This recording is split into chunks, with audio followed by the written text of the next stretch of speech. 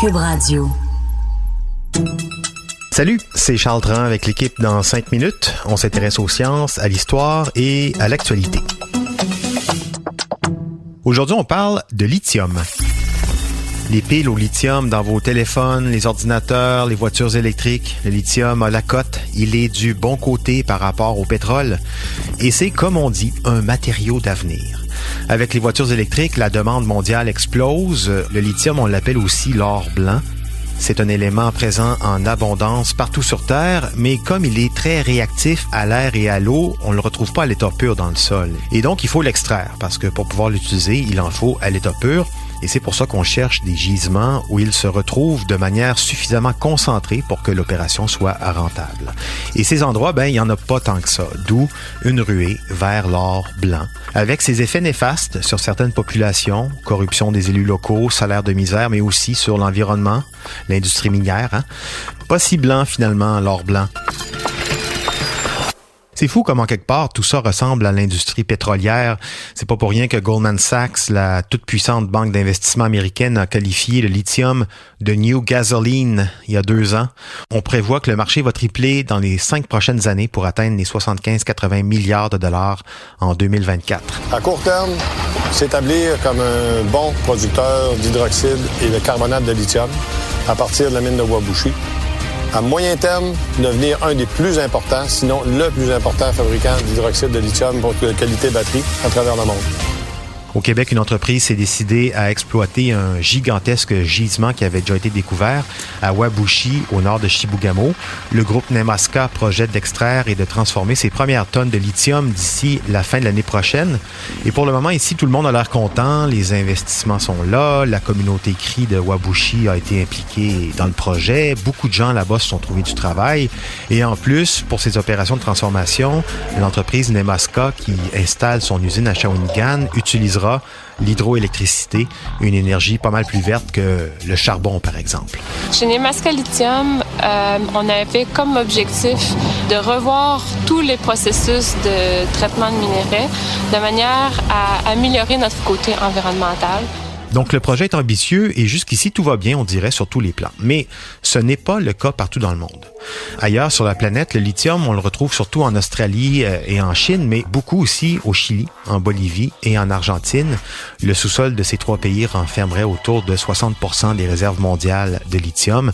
Et d'ailleurs, on appelle cet immense gisement le triangle ABC pour Argentine, Bolivie, Chili. Sauf que là-bas, le lithium, il se retrouve dans des gisements en haute altitude, sur des plateaux, principalement des déserts, des lacs salés.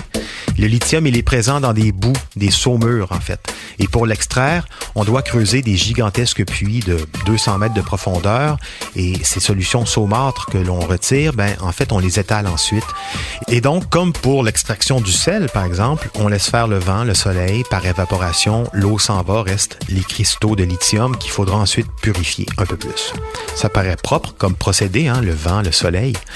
Sauf qu'en pompant le sous-sol de ces gisements, on retire l'eau de ces écosystèmes qui sont déjà très fragiles. Les flamants roses, les vigognes, les lamas, les souris, toute une faune, toute une flore voient leur monde perturbé, ce qui menace l'existence de ces écosystèmes. Il y a des populations humaines aussi qui vivent autour de ces endroits-là. Elles aussi sont affectées. Déjà, à force de pomper les nappes, l'eau puisée pour la consommation est devenue salée. Et en plus, leur moyen de subsistance, c'était la production du sel, justement. Et ça aussi, c'est menacé. Et comme si c'était pas assez, pour plusieurs de ces communautés qui vivent sur ces plateaux en haute altitude, ces déserts salés, ce sont en plus des lieux sacrés. Tous les mois d'août, par exemple, on y célèbre la Pachamama, la terre-mère. Et finalement, dernier clou sur le cercueil pour s'assurer de la bonne collaboration des élus locaux et de la population. Certains grands groupes miniers ont acheté leur silence contre des bébelles, des caisses de bière, des TV, des frigos, des voitures parfois. Rien n'arrête un industriel quand il voit les prix du lithium augmenter de manière constante. Un grand classique de l'industrie minière. Mais au Québec, est-ce que les mêmes dangers guettent les territoires de la communauté Cri où se situent ces gisements? En fait, ici, au moins, on a cette chance. Le lithium se trouve non pas dans des boues, mais dans une veine rocheuse dur, solide, le spodumène, ça va faire des gros trous dans le sol, oui, mais pas d'impact significatif à prévoir, par exemple, sur les nappes d'eau. Ensuite, le minerai sera acheminé vers Shawinigan par camion et par train, où il sera transformé dans une usine directement branchée sur un barrage hydroélectrique juste à côté, donc des impacts moins néfastes qu'ailleurs, même si on est en droit de se méfier, vu nos lois très permissives, trop même, pour les minières au Québec. En plus, on a une histoire pure et luisante de l'extraction minière, particulièrement en Abitibi. Je vous renvoie au documentaire True Story de Richard Desjardins. Ça en dit long.